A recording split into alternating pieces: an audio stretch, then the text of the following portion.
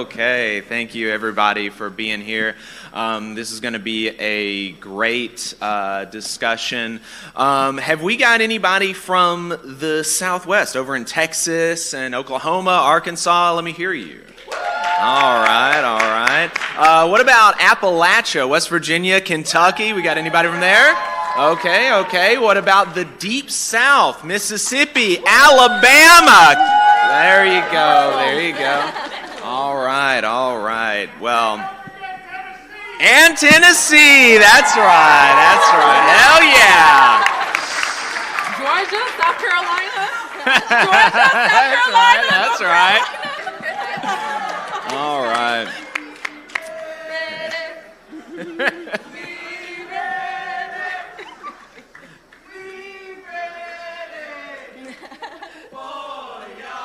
Hell yeah. Hell yeah. That's right. All right.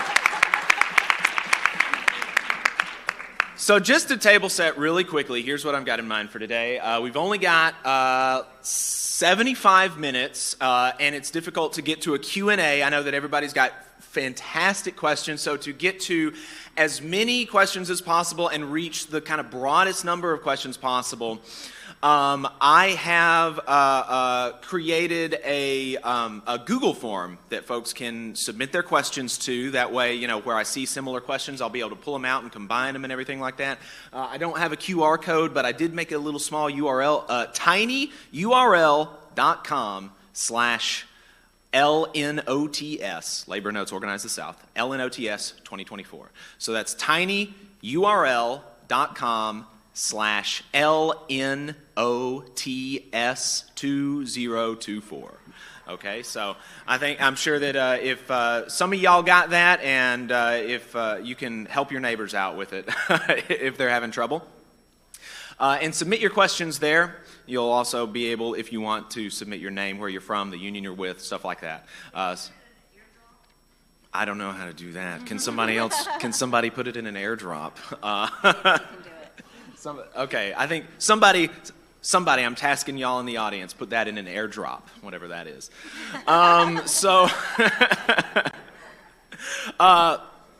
I also want to mention that, along with the themes of this panel, my labor council and others have built an initiative to encourage labor councils, state federations, local and international union, any labor body to endorse Shawn Fain's call to align contract expirations for May 1st, 2028.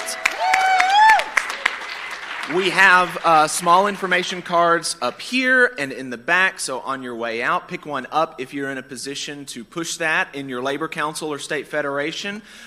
We've got a little toolbox to help you out with it, with some follow-up, and a resolution template. So pick one of those up on your way out. For the panel, we're going to have short introductions and move right into open conversation. I'm going to be, pushing and pulling the conversation as it makes sense, right? I have some prepared questions, but I have told everybody here not to feel afraid to ask each other questions, because as Southern organizers who are on the ground, who are doing real shit, right? They're the experts, and so they're going to have really great questions that I'm sure a lot of y'all are going to have as well. So they know that they can ask each other questions. And so with the table setting out of the way, we'll get the discussion started. My name is Jacob Morrison. I'm a union steward with the American Federation of Government Employees, AFGE, Local 1858. I'm president of the North Alabama Area Labor Council and a talk radio host with the Valley Labor Report, the largest union talk radio program in the South and the only union talk radio program in Alabama. Now on 4 stations in 3 states. That's right, that's right. The topic of the panel today is organizing the South, and it's an incredibly important one. Michael Goldfield observed in his book, The Southern Key, that the South is, well, the key to understanding the political economy of the United States. The failure of labor and the left to organize the South is one of the causes for so many problems in our country today, and not just in the South, right? We work in the United States months more than workers in Germany do every single year. We are more likely to die on the job. We don't have universal health care, and the U.S. has never had a major national socialist or workers' party. And a big reason for all those problems is the iron grip that the corporate bosses have on the political system and the economy in the South, and that's why Organize the South has been a slogan on the left and in the labor movement for decades, and yet, as Chris Townsend, somebody that I know many of us in here know, he has observed that it's just that, a slogan until now, and until what happened last night in Chattanooga with Volkswagen and the UAW winning absolutely, yes, historic union election at Volkswagen in Chattanooga. 73% win? Absolutely.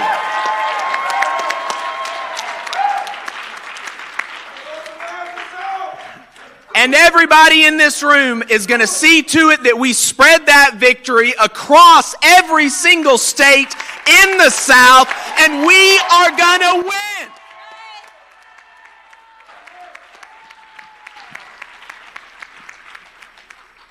And to congratulate the Southern workers at Volkswagen on their organizing victory, there are some workers here from Germany with the Volkswagen Union, and Fritz wanted to have a couple of words.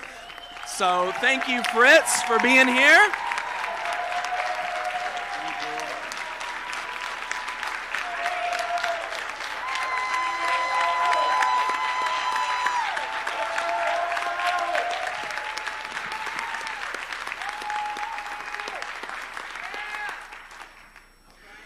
Thank you, folks. My name is Fritz. I am coming from Germany, and I bring you the warmest greetings of the Volkswagen workers of Germany.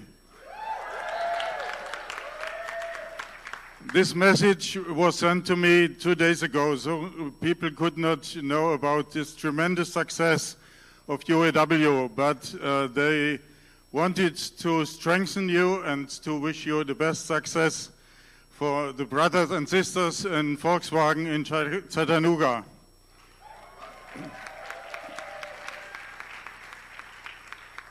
In Germany, Volkswagen workers have fought for the 35 hours week with full wage compensation with the IG Metall Union for decades.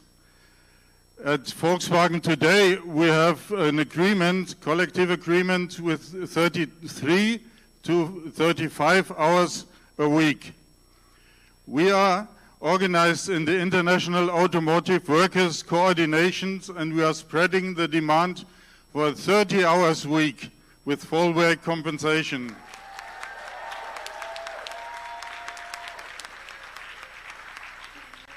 And we want to tell you this is possible. We are struggling for this for decades, but now we have achieved it, and we want it to spread all over the world.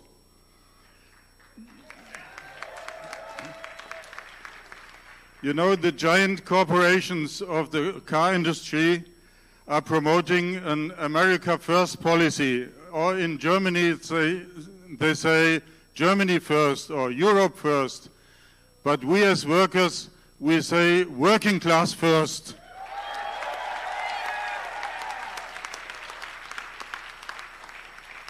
They want our money, they want our working power to plunder it into weapons and to war and to destroy the environment, to promote fascism, and but it's our money, we are working for it. And we don't want to have workers to be driven into war against each other. We are working for peace and for protecting the environment and against fascism.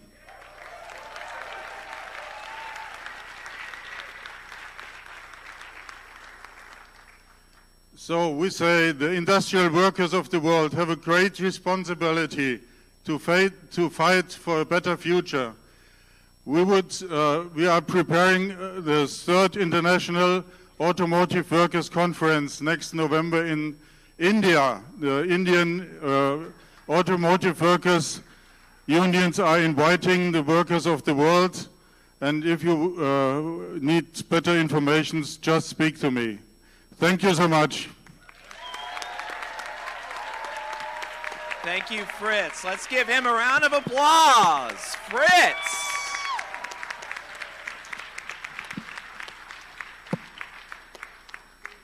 And, you know, I mean, I think we have to give a round of applause to Labor Notes, because where do you see German auto workers being able to address a group of Southern organizers? So give it up for Labor Notes. Appreciate it. All right. So, like I said, we're going to have some short introductions. Everybody on the panel is going to tell us their name, their job, their union, and what made them want to get involved in the labor movement. Why are they doing what we're doing? And then, like I said, we're going to jump into some open conversation. And we'll start over here with Yuman. All right, hi everyone. I'm Yuman, and I'm a teacher in Durham, North Carolina. Woo! Yeah, and I'm with the Durham Association of Educators, which is a local of NCAE and NEA. And why I'm in the union is everyone knows public school is in a crisis. How many of y'all are teachers out here? Woo! Yeah, and y'all know the struggle of being a public school worker. So I'm in a union because I don't trust, I'm fed up with these leaders, politicians trying to make decisions for us, and terrible ones. So I believe in the power of our collective, of all the workers in public schools and everywhere around the world, to do actions collectively by ourselves in the rank and file. I think that's where the power is, and that's where it should be.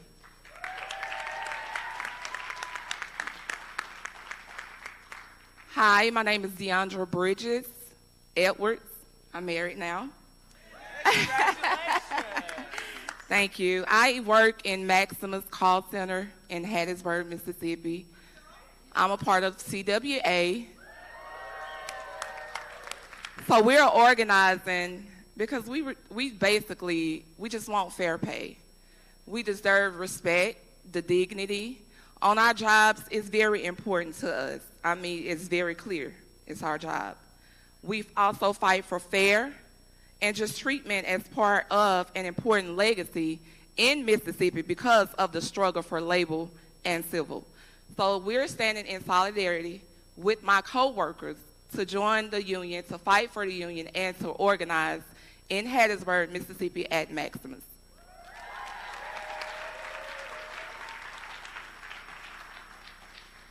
Hi, y'all. I am Kellen Gildersleeve. I am a registered nurse in Austin, Texas. I'm a member of, thank you. I'm a member of the National Nurses Organizing Committee, and I started getting interested in organizing because whenever I became a nurse, it was to help people, but it was very clear that upon entering the profession that I was entering into a broken system, and I was doing harm just by doing the labor that I loved. And I felt that the solution was Medicare for all, and thank you. And I felt that the best way to push for single-payer health care was to organize a union and to fight for better working conditions for my coworkers and myself.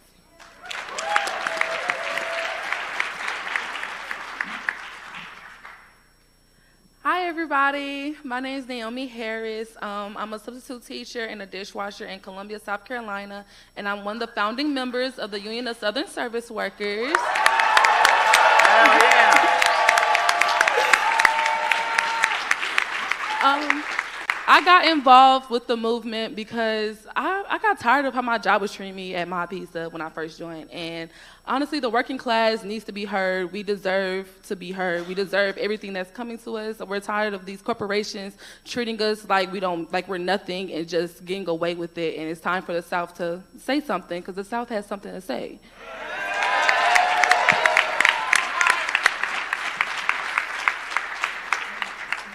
Hi, my name is Cushelle Liggins. I'm an auto worker at the Hyundai plant in Montgomery, Alabama. I've been at that plant for 13 years, and I got involved because of my work-life balance and family. I'm a single mother, and I spend more time at work than I do with my son.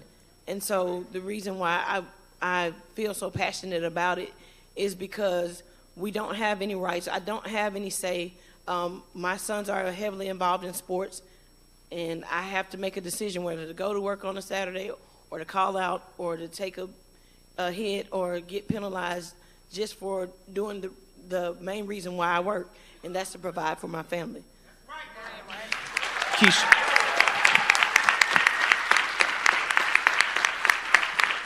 Keishel, on that point really quickly, can you tell the story that you told me the other day about when you wanted to take off to go to your son's basketball game?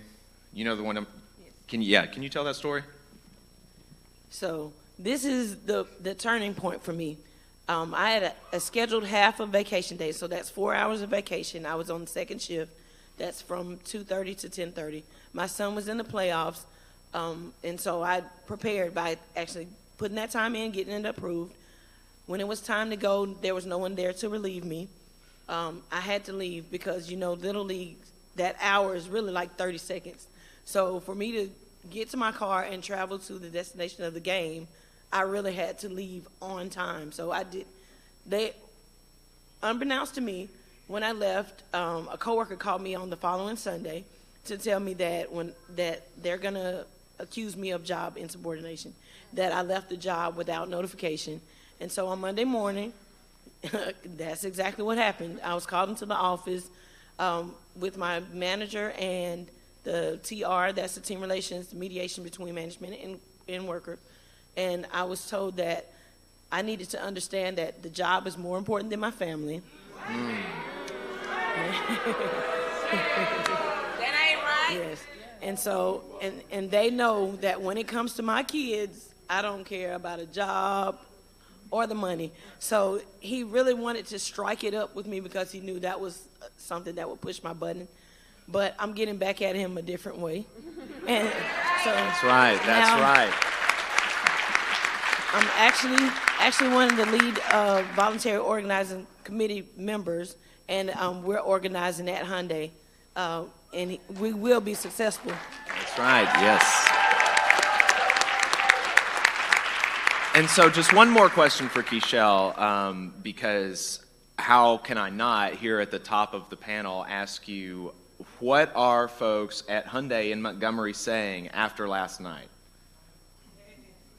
My phone has been texting and calling like nonstop.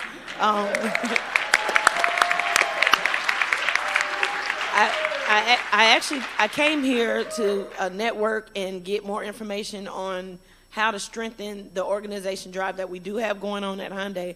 And so I was overwhelmed with that and really trying not to concentrate on that, but how could you not? So one of the guys that I was on the panel with, Zach from Volkswagen, we actually were on a panel and we actually were able to celebrate his victory last night, and we had a group chat. Thanks to Ben, he's in the audience now, and he connected us, and we said that we're going to be brothers and sisters from this point on. I'm encouraged, I'm excited, I'm determined, and I just can't wait to get back to Montgomery, because the only message that I responded to was the group message that said, when I get back, it's all gas, no brakes.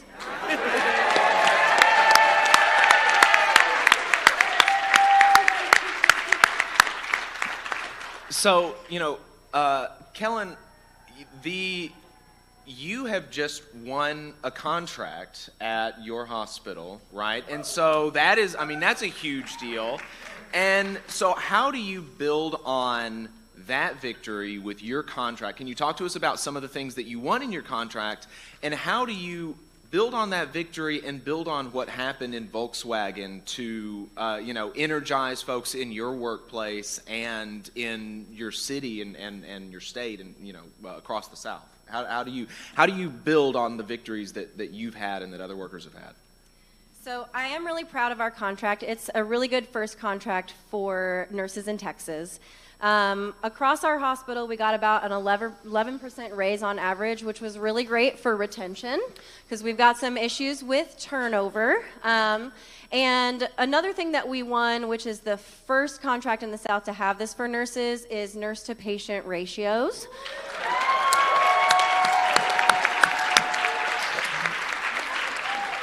So for those of y'all that don't know, that is a huge deal. It helps us kind of hold the hospital accountable for inappropriate patient care loads. So that is absolutely huge. What we're hoping to do to build on our victory is take this contract to the other hospitals in our area and say, hey, this could be y'all. Do you want to join us?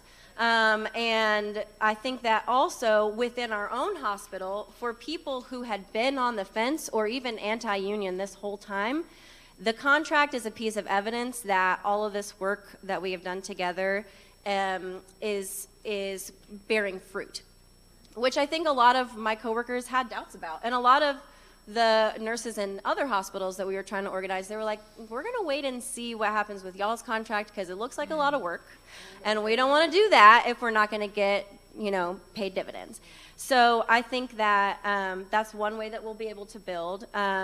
Also, another thing that we can do is coalition building within the city.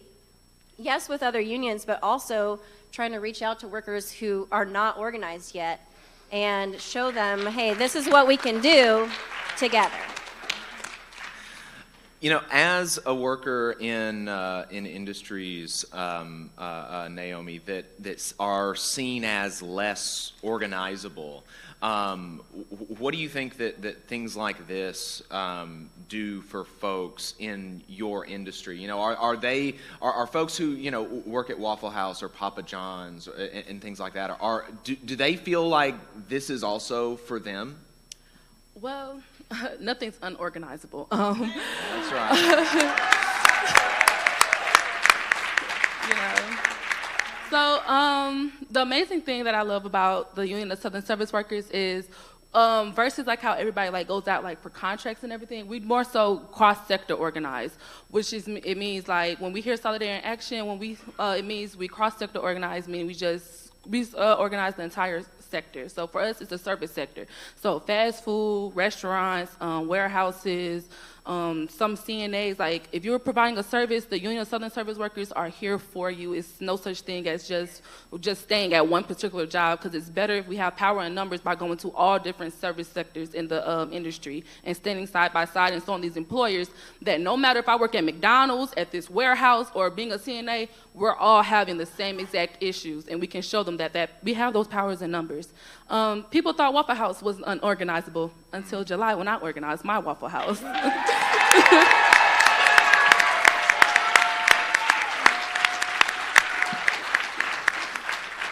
When I started working at Waffle House, I was making $3 an hour as a server plus tips. It's this dumb mandatory meal deduction policy that comes out of our checks every single time we work. If you work a double, that's 2 of them coming out your check for that day. And it doesn't matter if we eat the food or not. And Waffle House makes $30 million a year off of these mandatory meal deduction policies that they're taking from their employees' checks. Like just alone, not including everything else, just straight off of our meal deduction policy checks. They make $30 million annually. Let that register for y'all. And so we went on, first we did demand delivery. That didn't work, they didn't listen. So we went on strike that following Friday, and we delivered 13,000 signed petitions to the Waffle House corporate office. And we also had another Waffle House go on strike in Atlanta. We just had it was just like a big old domino fall for Waffle Houses coming, just started happening. And then we also delivered a petition to the U.S. Department of Labor, letting them know how Waffle House makes $30 million annually off of our meal deduction policies. That's fantastic. Well, we're looking forward to seeing them rescind that policy. So we've been talking on this side of the table to a lot of, everybody here is a private sector worker. But we saw the folks at Waffle House going on strike. But everybody knows there's also a lot of public sector workers in the South. And because when the National Labor Relations Act was passed, it excluded state and municipal and also agricultural and domestic workers, there's a real hodgepodge across the country of collective bargaining laws and rights on paper for public sector workers. And so I'm incredibly excited that we have a public sector worker from Durham, North Carolina, a teacher who just went on an illegal strike and won.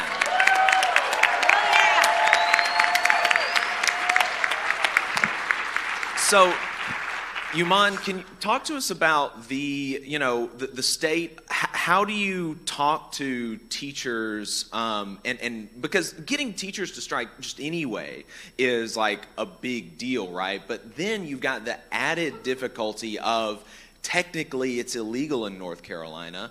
And so how do you go about organizing towards, how do you get people to realize that was a necessity in your instance? So, talk to us about that. Yeah, thank you, Jacob. So, as Jacob said, for North Carolina and many other right-to-work states, public sector workers cannot legally strike or even collectively bargain. So it's very difficult for us because we have to go through alternative avenues. So in terms of our action in Durham, we actually did a lot of rank and file work at our work sites, one-on-one conversations. It's not something like super complicated. You would think, oh my God, how do you do this? But really the most important thing that we learned is that you need to talk to your workers one-on-one, and we ran action cards in order to do that. So at every work site in our district, we will have organizing committee members who will go and take a stack of paper cards. We don't do digital because that gets lost and people don't answer those things. And plus, it's a good opportunity to build relationships and to see what everyone is actually concerned about. So for our strike action back in February, what we did is we ran these action cards with a survey style, like would you be willing to do like a walk-in where we all walk into the school together to show solidarity? Would you be willing to take 1 day off, 3 days off, a week off, indefinite? So it's like from the lowest level of escalatory action to the most. And you know, I explained very clearly to people we are not, you know, it's technically illegal, and even on our paper, we don't have any words about strike. We can't even put the word strike on there. We called it days of protest, you know, so to kind of navigate that legal boundary. And so we ended up running these cards, and I was very frank to people about these actions. I'm like, we might face retaliatory action from our management. It's not that, you know, I can't promise you you will not be punished. I can't promise there will be no actions against you. But here's why it's important. And I was really surprised, actually, through this whole action, how many teachers and school staff were like, hell yeah, let's do this, because we're in such a crisis in public education. Well, one, we have leverage, because it's not like a long line of people lined up to try to go work for public education. On a given day, we have many, many positions open. Out of 5,000 workers in Durham, I mean, we have like hundreds of open positions on a daily basis. So that's one leverage. And two, people know how bad it is in public schools. I mean, like literally at an elementary school that I work at, teachers don't even have time to go to the bathroom, like most of the time. I'm like, if I have 5 minutes, I'm going to talk to people. I take my own time. I mean, this is rank and file power is what I'm talking about. I take my own time to talk to people on any breaks that I have, little slivers of breaks that I have, and a slivers of breaks that we have as a school to talk to people, because people know how important it is to do this action. So it ended up what happened was we collected all the cards, and we were able to get over 75% of the people at each of the strike buildings to agree to, yes, I'm going to take a day off to protest. And throughout the district, our first wave, we had 12 schools go out on one day. So it was a coordinated action. Yeah. And then we also had a second day of 9 schools. So we were able to coordinate this because we had that kind of structure that we built by ourselves, that we were able to do this. It wasn't that, you know, it wasn't like a bureaucratic union. I mean, we don't have like the same kind of unions they will have in the Northeast. But the advantage to that is that we can actually build it the way that we want to build it, and not in a way that's like, oh, you got to take like 6 months to vote for a strike action. Hell no. This was a wildcat strike, and we did it in like a very short amount of time, like in a month. And I'm really glad to see so many of our workers concerned about this so much that they're like, I'm ready to go, and I think that our labor is the one that we can really affect the system. And we were able to win the actions to get our paychecks back for our classified workers because the district was trying to take away their money. So we were able to keep both January and February checks. And on top of that, we were able to start a process for like a workaround for collective bargaining. So we're in the process of working on that with our school district and our Board of Education. So those are some of the wins that we had throughout action.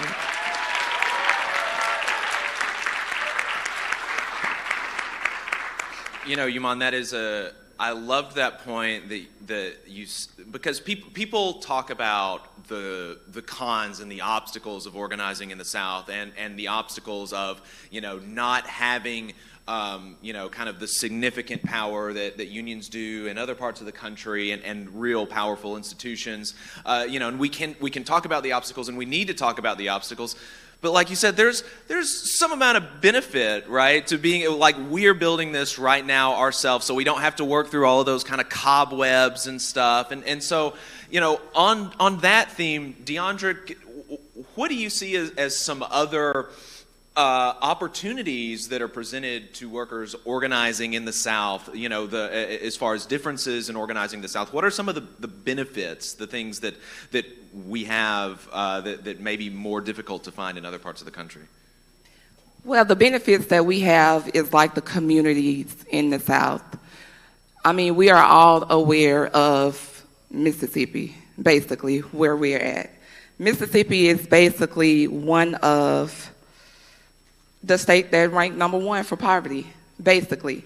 We rank last for everything else except for poverty. So with that being said, so most of us at these call centers is like in Mississippi, you have Florida, you have Louisiana, you have Virginia, Kentucky, just to name a few.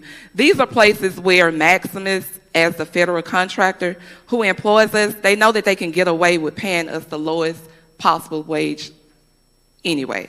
So they go at places like Mississippi, Florida, etc., Virginia, and Kentucky. So in the past 2 years, what we've done, we basically walked off the job. We went on strike to spread the word of the organizing board to all the neighborhoods that surround us. We can also get like other people that's not even employed at Maximus, support from just the community. People that's just hearing our stories alone just know that that's not right. So with organizing, we've also taken the demands to Washington, directly to the federal government, who gave Maximus the contract. We went directly to Becerra and stood in front of the headquarters and basically like, we're not gonna take any more. We stood, we protested, we presented him with just basically listen to us, just listen. So what we did, we held a protest as the workers and the public outside of Becerra's office back in December. We tried to deliver the petition, but of course, they didn't want to accept it. So us and some of CWA members and the co-workers, we went in the middle of Independence Avenue. We chanted and we chanted and we chanted and we chanted. Of course, the police come, ask us to move. No, we're not moving. We need to be heard. We did not move. Just like Rosa Parks, we sat down and we sat down and we did not move. They literally had to come and arrest us in order for us to move. And we did that so others in the future can stand up and be heard. Do not stop, do not give up. Throughout all of these actions, we actually, since organizing, we started out at 9:05. I was one of those that accepted that 9:05 when we first organized. Now Mississippi is at $17.20.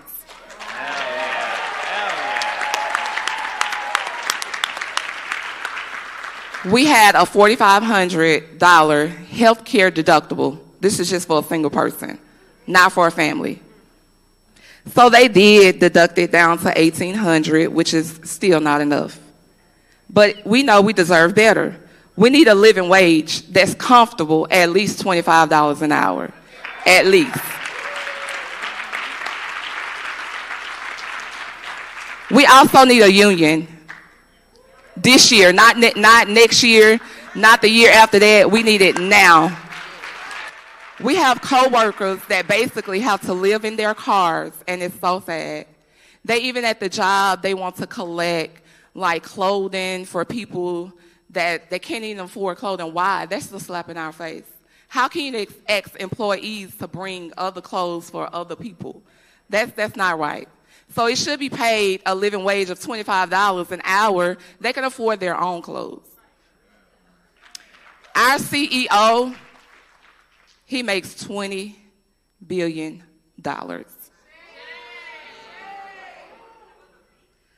I'm going to correct that. $20 million. I'm sorry. But that's still.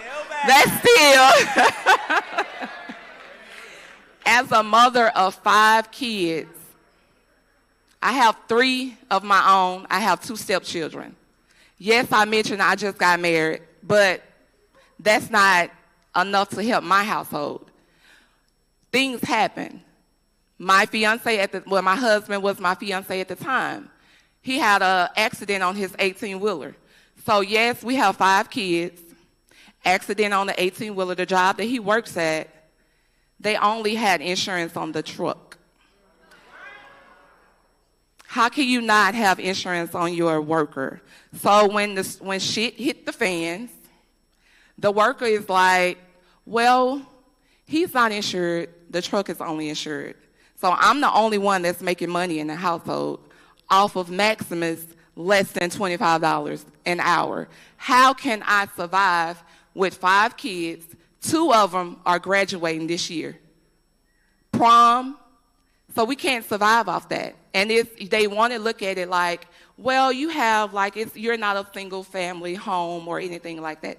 Even if you have a husband, even if you have a partner, you cannot live off what Maximus is paying us. We have to take out loans, which is not right. Sometimes we have to decide if we're going to go to work or put in ATO, which is approved time off that they do not approve. Some people don't even have gas money to get to work. Luckily, I work from home, and I don't have to, worry about, but there's still other things that I have to worry about. So with that being said, in the action we are organizing in the South, we're not going to stop.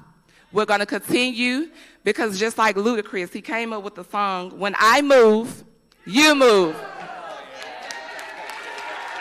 So one of our chants, our favorite chants that we do on the picket line as a reminder that change won't happen unless you fight for it.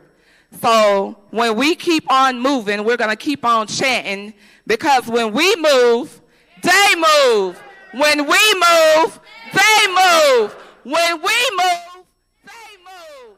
Just like that. And we're going to get that $25.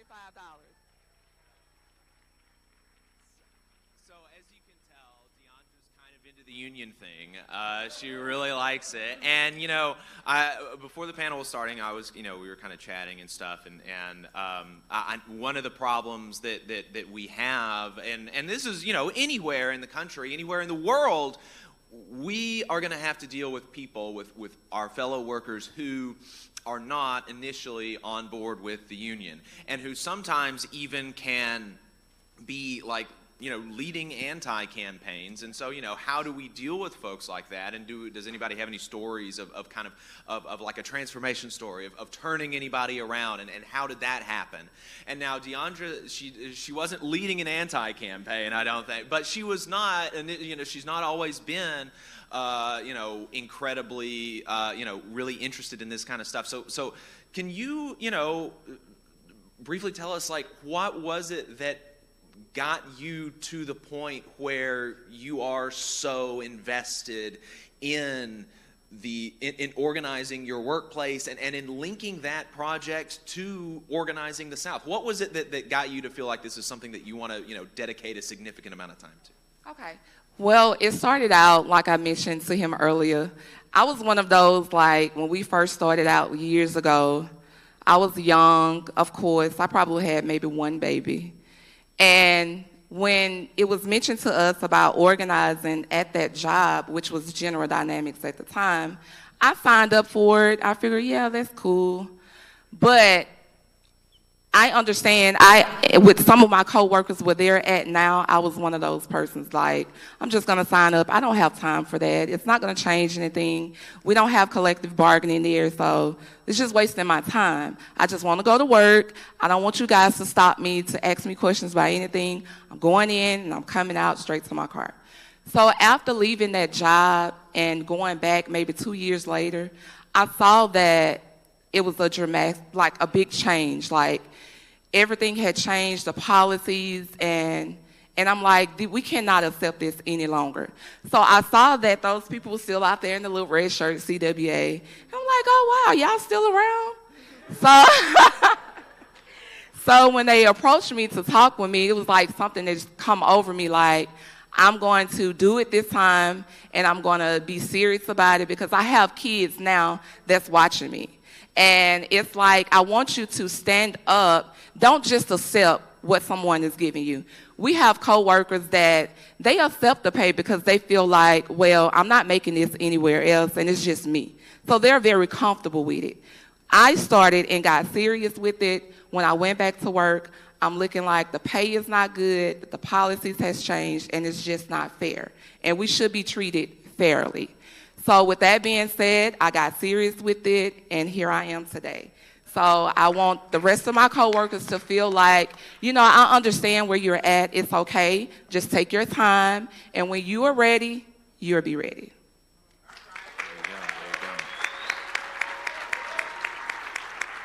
So, you know, obviously we have a huge diversity of folks on this panel, a bunch of different occupations and stuff like that, and really the big project of organizing the South is to link all of these movements together, link organizing, you know, in call centers to hospitals, to Waffle Houses, to classrooms, and to auto manufacturing facilities.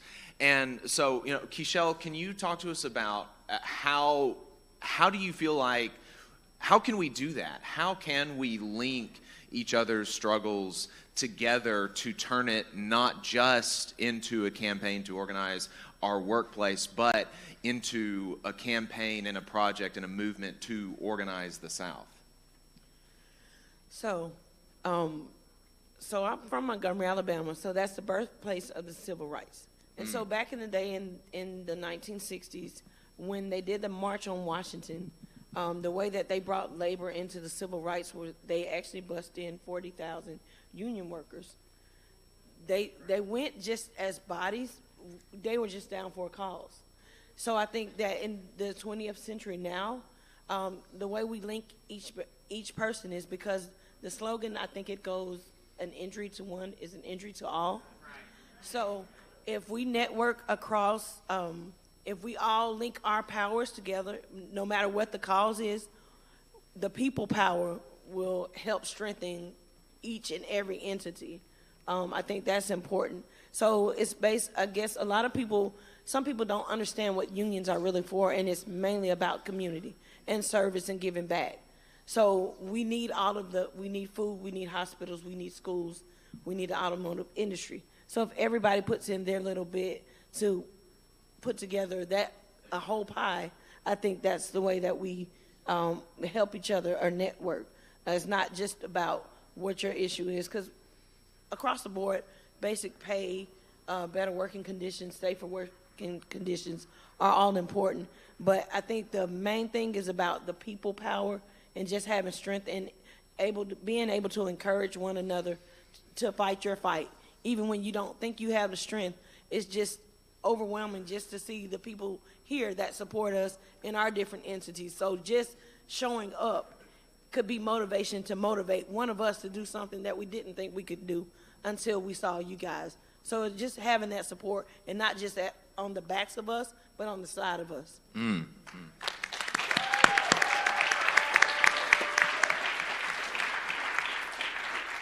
Unfortunately, you know, we know at Labor Notes that sometimes one of the problems or one of the obstacles that we can face can be our own union leadership at times.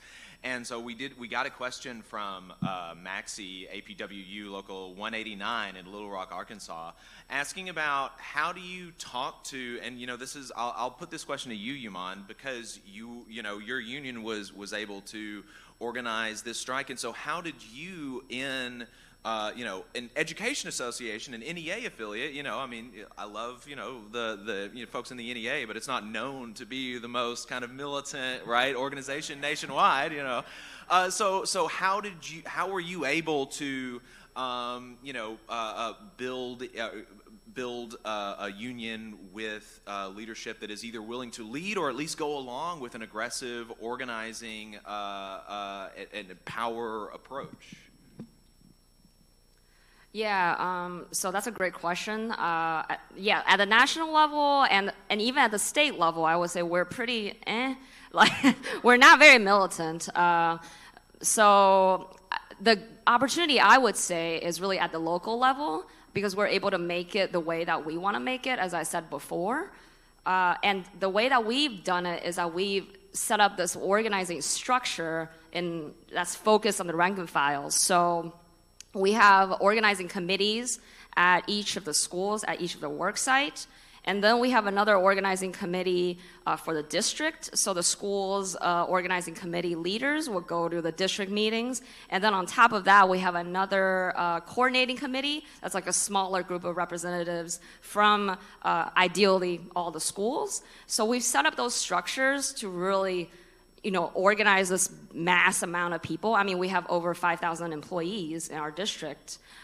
So I'm on both the worksite committee at my school and on the district committee. So in those meetings at the worksite, we focus on our specific worksite issues. So like if we have some issues with management or whatever, I don't know, a classroom has leaking air conditioning, we'll address those issues at the worksite.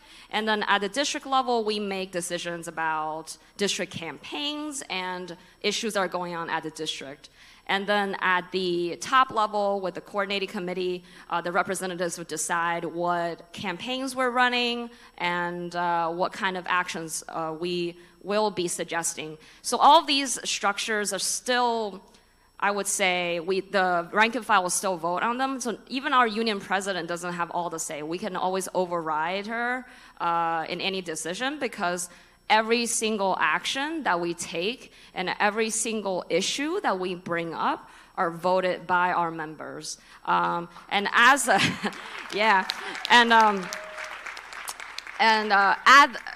the responsibility of all the organizing committee members is that you go and actually talk to the people at your site. So at my school, for example, there are about 80 employees, and each of our OC members are generally responsible for about 10 people just to not have a big workload.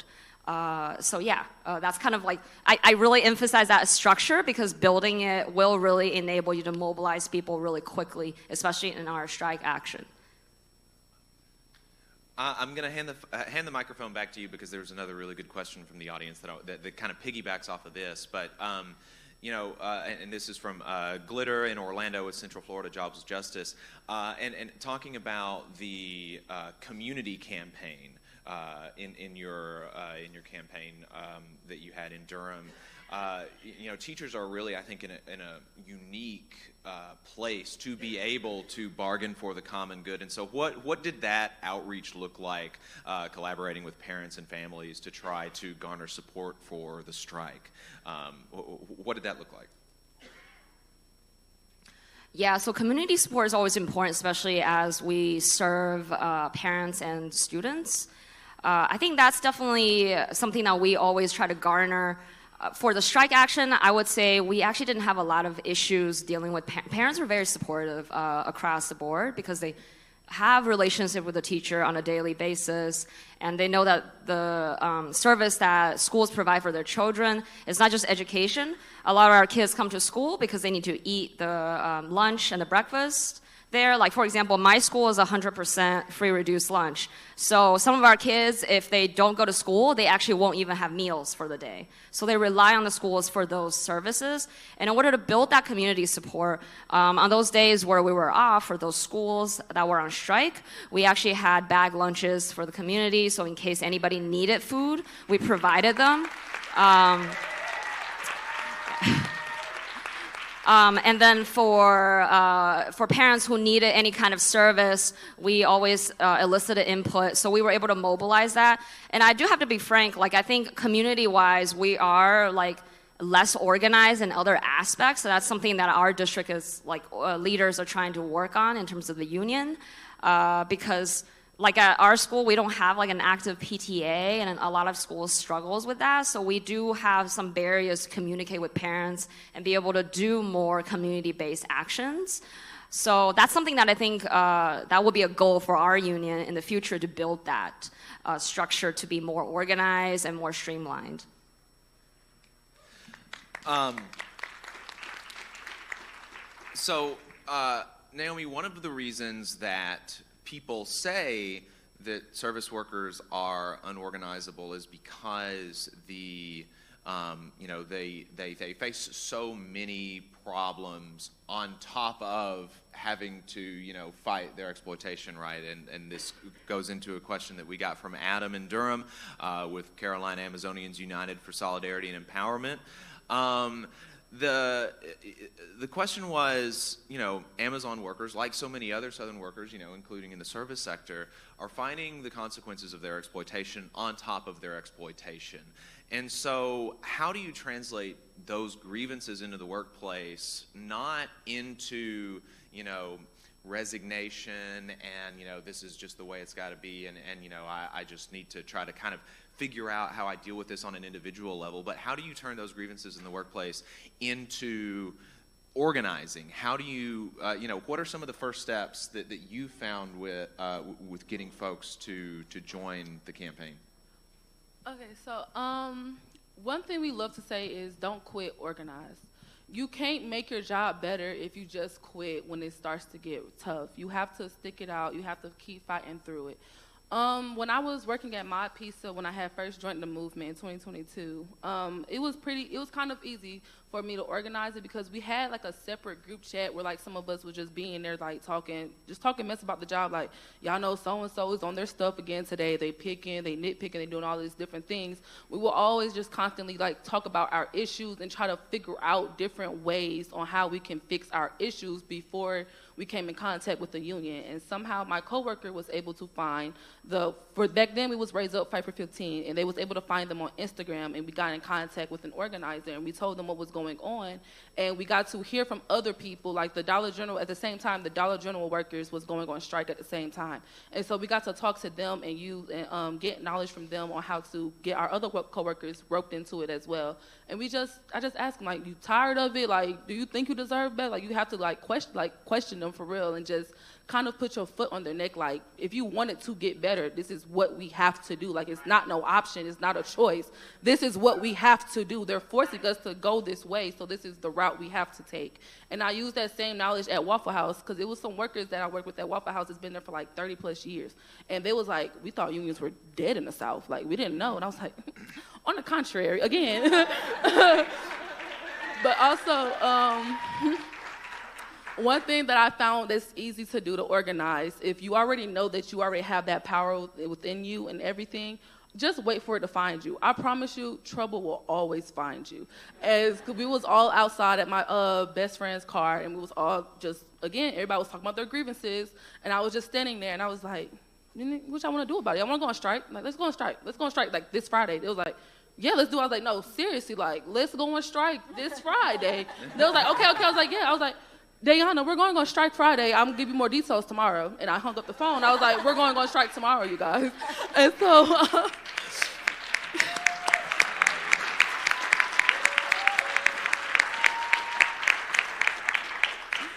And so the day came for us, like, have our meeting to talk about how we were going to go on strike and everything. And then, everybody got cold feet. I was like, okay, too much juice for y'all at one time. How about a demand delivery? We just deliver and everybody can still work and everything. Because, of course, money always comes into the aspect like, oh, if I'm going to be out, how am I?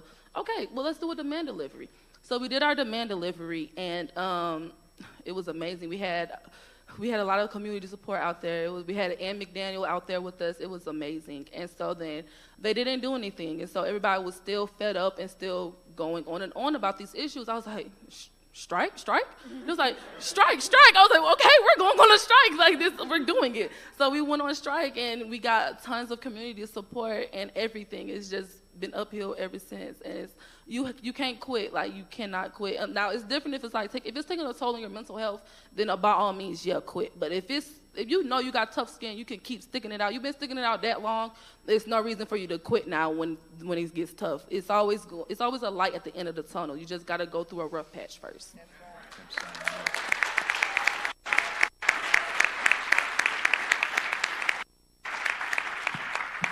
Kellen, what about you? How were you able to turn some of the grievances that nurses face? Nurses all across the South and all across the country. I mean, the South is a very kind of particular place, and there are a lot of things that are unique about it. But there's also a lot of similarities, and nurses across the country and across the South face a lot of similar issues. And on one hand, that can make it hard to organize because they feel like, I already work, 60 hours a week. I already have all of these issues. I can't add, another call or another meeting. How do you fight to make sure that their exploitation doesn't turn them to apathy or resignation, but turn that energy into organizing? So whenever I first entered the nursing profession a decade ago, I already knew that I was interested in labor organizing, but I could tell that it was going to be basically just me working by myself. So what I waited for was a change in the way that my coworkers were talking about their grievances. Essentially, I had to gather evidence and had them gather their own evidence that the method of begging management to fix our staffing issues kept not working for some reason. And so it had to definitely come from each individual person that I was having those conversations with. So early on, I was talking to people back in like 2016, being like, I think we need a union. What do you guys think? And that was, I think, the problem with my approach, is I was going, I think we need a union. So what I ended up doing is shifting it more to those issues-based conversations and being like, what would you fix about our workplace if you had the power to do so? And then they were giving me some great ideas about agitation conversations I could have with other people. So the key moment that things changed, and I know that this was the case for a lot of workers across the country, but particularly for nurses, I started to hear my coworkers say, wow, in 2020, whenever the pandemic was happening, and they would not provide us with the appropriate protective equipment to prevent us from disability or death, our coworkers were like, wow, they really don't care whether we live or die.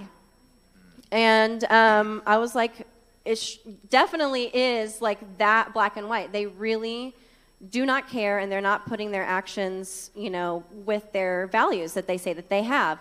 And I had already started having these conversations like many years ago, so I would be like, what do you think we need to do about it? And finally, some of them started to say, we need to unionize. And I was like, there we go. And if people on my unit in labor and delivery are saying that, then I know people are saying that in the ICU. And so I was able to see that shift and take it and run with it. And coincidentally, another nurse in the ICU had the same exact idea. And independent of me, had also contacted our same parent union, National Nurses United, to organize our workplace. And we found each other before NNU realized that, that we were both doing that from different units. So we were able to come together and really start pushing throughout the hospital to have these conversations. Yeah, absolutely.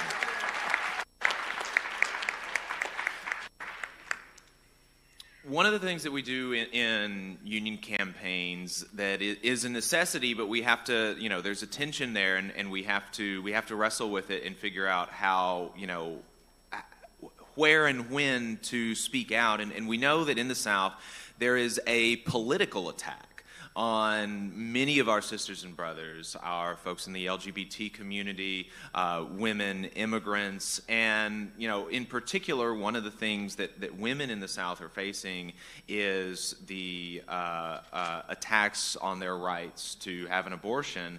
And so, have you, Kellen, been able to have any conversations with folks in your workplace or in your community about connecting the fight for women's reproductive rights to your union? So I do believe that there is a connection between the work that we're doing with labor organizing and the work that we're doing with reproductive freedoms. I think that in terms of the conversations I've had in my workplace, I'm not often making that connection directly because our conversations are still more rudimentary than that. I think that for certain coworkers who are interested and kind of want to nerd out about the big picture stuff, it can be helpful in driving them forward. But for people who are newer to organizing, I am usually sticking to the basics about like what even is our union and what are we doing with it. So it's something that I have made the connection, but I think that a lot of my coworkers are still, you know, on the more basic level. So I wonder if anybody else has something to add to that. I don't know if anybody else on the panel has any. I mean, it's a difficult question, but nobody's jumping up at it. So, but you know, that is something that I'm trying to wrestle with, and you know, because like you know, it seems like everybody else on the panel, there is a real struggle to connect, you know, folks' freedoms and because it is a real issue, and you know, with like I said, women, immigrants, LGBT folks, you know, our sisters and brothers are under attack, and so there is a real question about how do we make sure that we do embody the spirit of an injury to one is an injury to all, like Michelle was saying, and make folks see that connection, because it's absolutely there, and it's really, really imperative. So the you know, Deandra, I'm interested, do you have any, you know, any stories about organizing in Mississippi, like politically? Like, have you, you know, you know, we're talking about these political issues. Has that been an explicit obstacle that you've had to face? Like people saying that I'm not going to join the union because the union is pro-choice or anything like that? And if you have, how have you dealt with those conversations? Well, a lot of people, they really don't discuss like the politics side of it. Like, we're not going to join the union because of that. Most of it is because they're not really educated as to the word union. When you mention the word union, it's like they don't, in the South where we're at, they don't think of the political side of it. It's like the word union, I guess, from the past with not being educated about what it is. They just don't want to get involved into it because everybody just look at the negative side of it. Well, not even negative side. In their view, they've been told that it's bad. Don't talk to those people. Be careful what you sign. And this is even at Maximus. They will send out emails and word right to every coworker and say, be careful what you sign. You have those people outside, we have like some of the OC members, they will come up to the job and sit out in like the front or whatever to try to get other members and other coworkers to be a part of the union. So when Maximus managers or supervisors or whatever see us out there, they will send out an email and say, be careful about what you sign, don't talk to those people, you know, and when they see that, it's like, well, I'm not interested anyway, versus being educated on what it is. So it's really not, they don't really be interested in the politics side of it. And then in Hattiesburg, the community is very, very supportive. The neighborhood is supportive because they know that, you know, it's not fair. But as far as the co-workers, it's more of they don't understand the word union. You know, Keshell, y'all have been... The auto campaign in particular has faced a concerted attempt from the corporate and political class to inject like a partisan lean into the campaigns. And so we've seen, you know, Governor Bill Lee in Tennessee and Governor Ivey and some of the other, exactly, that's the right reaction. And folks like that trying to convince your coworkers and you that you don't need a union, that you don't deserve better, that you don't deserve to have any say in your workplace. How have those messages been going over on the shop floor? What's folks' reactions been to, you know, all of their supposed leaders, people that are supposed to represent them, attacking them? Well, like she discussed earlier, if you're uneducated and you don't understand, you have to understand that in the South, it's been ingrained in people. They've been raised to have a closed mindset, so they don't understand the word union. So you actually have to not use the political terms. You have to actually meet people where they are. So if that's just a general conversation as to, hey, how are you today, and leave it at that, and then actually just keep expressing and doing what you know is right as far as to form a union, leading by example. So I've had different situations where people, I'm not going to be involved in the union. I don't want anything to do with the union. And just recently, this past Sunday, I had a guy who was totally off from the union inbox me and say, hey, what's the link? I want to join. And I said, are you serious? And he's like, yes. I said, I'll send it to you. And then we had a conversation. He actually had ideas about it. So it's just, we have to continue to just do what we know is right, meet people where they are, and some will fill up and come, to your level and kind of start to understand. But mainly it's personal experience. So if it happens to her and it's not happening to me, I'm okay. Right. But when it happens to me, I want all of you guys to be fully sympathetic and empathetic to my problem. So the only way that you can do that is if you feel both ways. So I can't be empathetic with you if you don't share in the pain with me, as been the my experience with the people. So I just keep being me. I just keep being humble, just keep doing what I'm doing. And they see, well, there's nothing happening to you. Kay Ivy is a past, well, she was in a union. She's a retired teacher. So how can someone that has not been in the shoes that I feel every day tell me what I don't need and what's good for me? So, and that's what I try to explain to my coworkers, that these people have not been in your shoes, can't tell you how to feel, what to think, and what you need, because they have the security that you don't.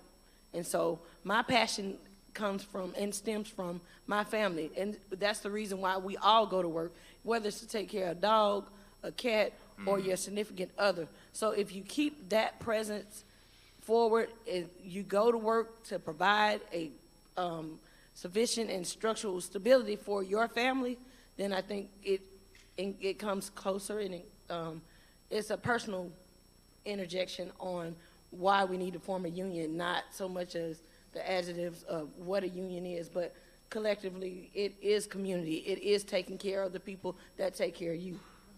What's been the interaction with, yes, absolutely, yeah.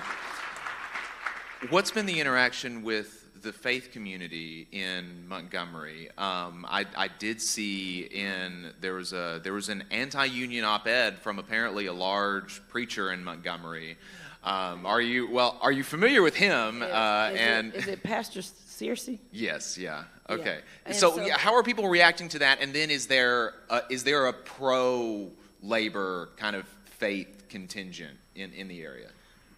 Well, I think when it comes to faith, if you're a true man or woman of God and you know right from wrong, you cannot condone wrong, and you know that by the Bible and the teaching that you're supposed to do right. So I brought it to my coworkers' attention on the Facebook page, and people were just in awe that he even had the audacity to speak on it. But that's because he was paid. Hyundai, they pay a lot of our community leaders, and they had a trip that past March where they sent some councilmen and some preachers over to Korea, and so they kind of gave them some babysitting money so that when we came to present ourselves to the community, that they would be against us. But the only way that you can combat that is to continue to fight your fight, because the power is in the people, and you guys have only heard from the company until now.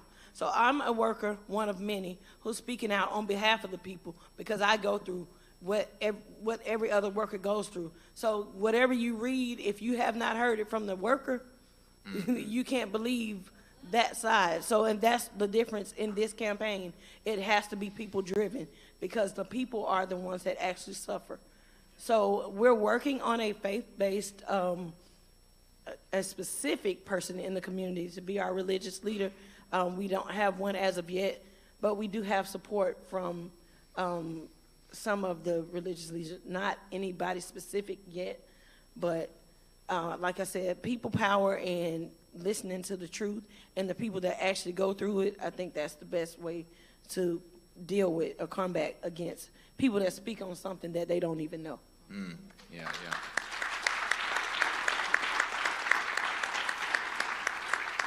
Well, I'm glad to hear that it doesn't seem like his op-ed is being very persuasive. So that's I'm glad to hear that. So Naomi, what are some of the worst examples of union busting that you have faced, maybe in your workplace, in your organizing, or that you have been in community with people that have faced that? What are some of the worst examples of union busting that you've seen, experienced, or heard of? And how did those folks involved fight back against it?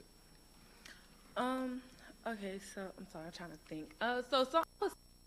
Some of the worst union busting would be when Nikki Haley was just running, and she was very opinionated about how she doesn't like unions and everything. And so one way that we combated against that, every time she was in South Carolina, best believe the Union of Southern Service Workers was out there at her event.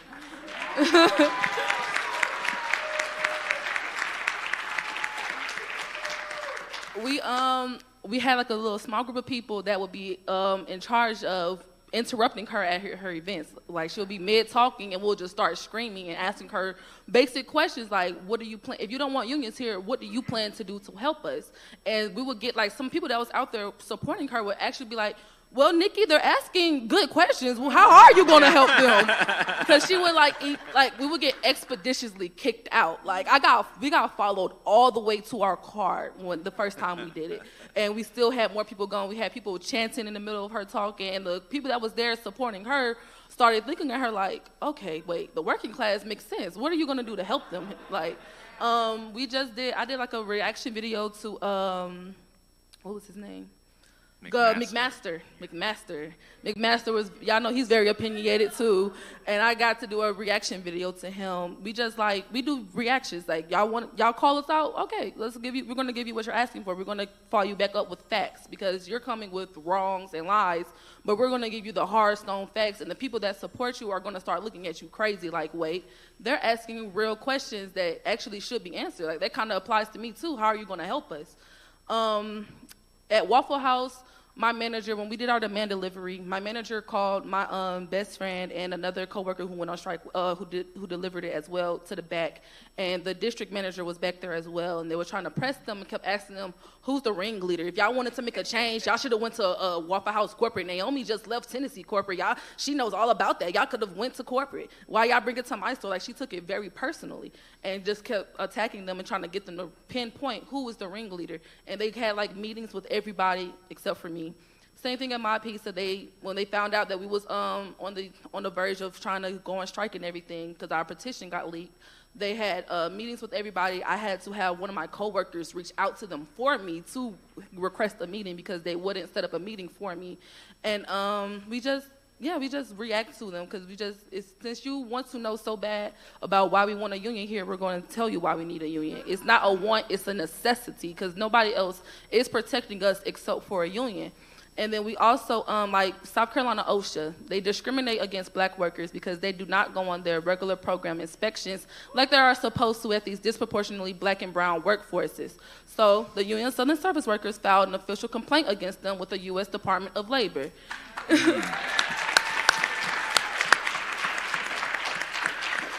And so that's just like another way that we keep their foot on their necks. We go with the legal right. We file the complaints. We let people know that's above y'all, what y'all are doing wrong, and how they need to fix it. And we continue to go on strike, do speak outs, walkouts, march on the bosses, sit-ins, whatever you need to do that you feel like your voice will be heard, do it. Because at the end of the day, they don't care. They've shown time and time again that they don't care, which is why we have to keep our foot on their neck. There you go. Hell yeah, hell yeah. So there's a long tradition in the labor movement and in the South of the incorporation of music and art and culture into our struggles that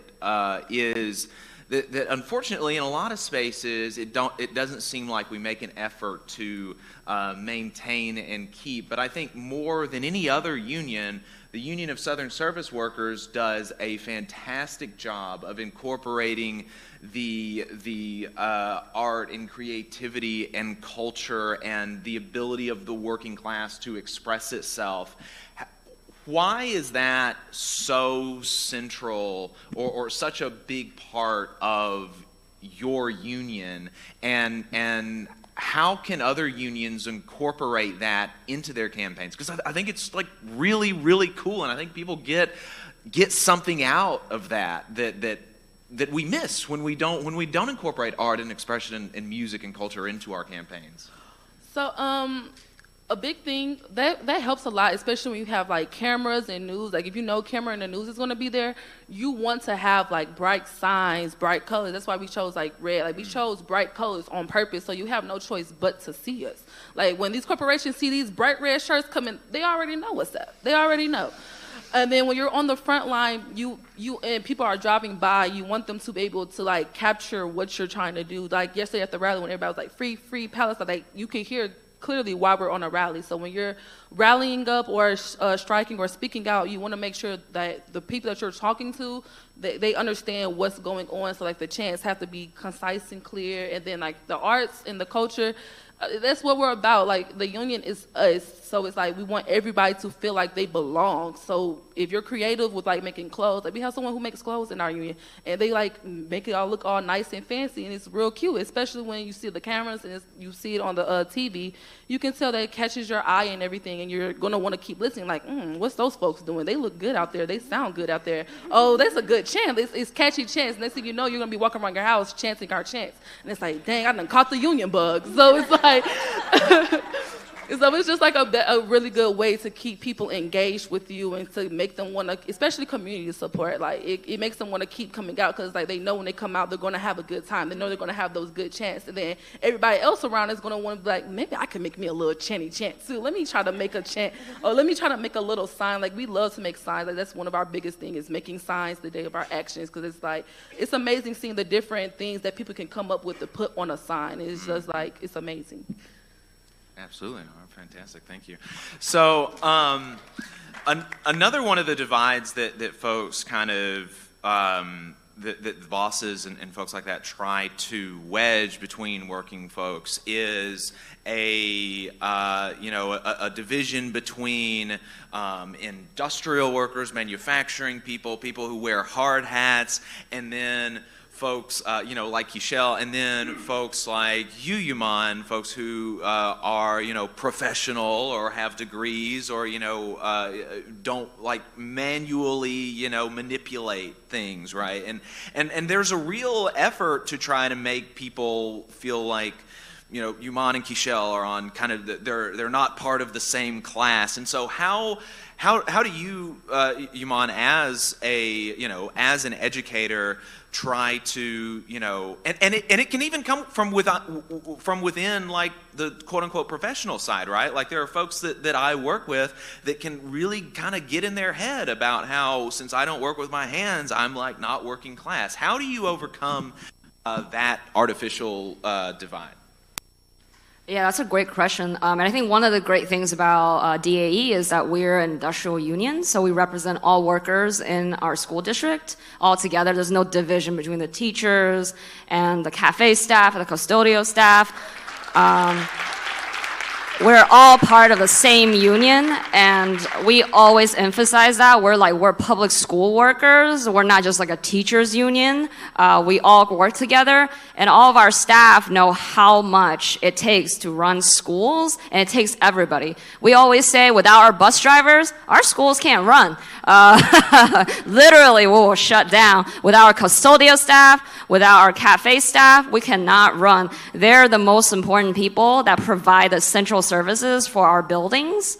For example, for our strike action, we actually, before we even did the coordinated strikes, there were just like wildcat strikes from the custodial staff, from the cafe staff. So some buildings were without cafe staff, some buildings were without custodial staff, and it was extremely difficult to run those buildings. So we always emphasize when we do organizing is that we're all in this together, and whenever we talk to workers, even at, day-to-day organizing, and make sure I hit as many departments as possible. We always are like, oh, did we check in with the cafe staff? Did we check in with the custodial staff? So we always make sure that we're together and that there's no like, oh, we're like better than y'all or we're different than y'all. We all are important to providing education for our students. Yeah, thank you. That's great. Absolutely. So, trying to think of like big picture stuff. Somebody asked, I've been asking people like, what would you want to hear? And somebody I thought had a really good question. So basically, what would, if the president of the AFL-CIO comes up to you and says, anything you need, I'll make it happen? Kellen, what do you say if you get that offer? What if you could have anything to make your union campaign the exact kind of campaign that you need? What would that ask be? If the president of the AFL-CIO asked me what I needed to support my campaign, I would probably say childcare for union organizers, because I've only been organizing since I became a parent. In 2020, I gave birth to my son, and it has been a particular challenge for me versus some of my other coworkers who do not have small children to make the meetings that are at 8 p.m., to make the meetings that are anytime when my child is not in daycare. And not everyone can afford daycare, so it's a privilege that I have that, and I'm able to organize in those hours while he's there. But I think that that's a huge thing that's missing, especially for women who are organizing and other parents who are the primary caregivers who are organizing.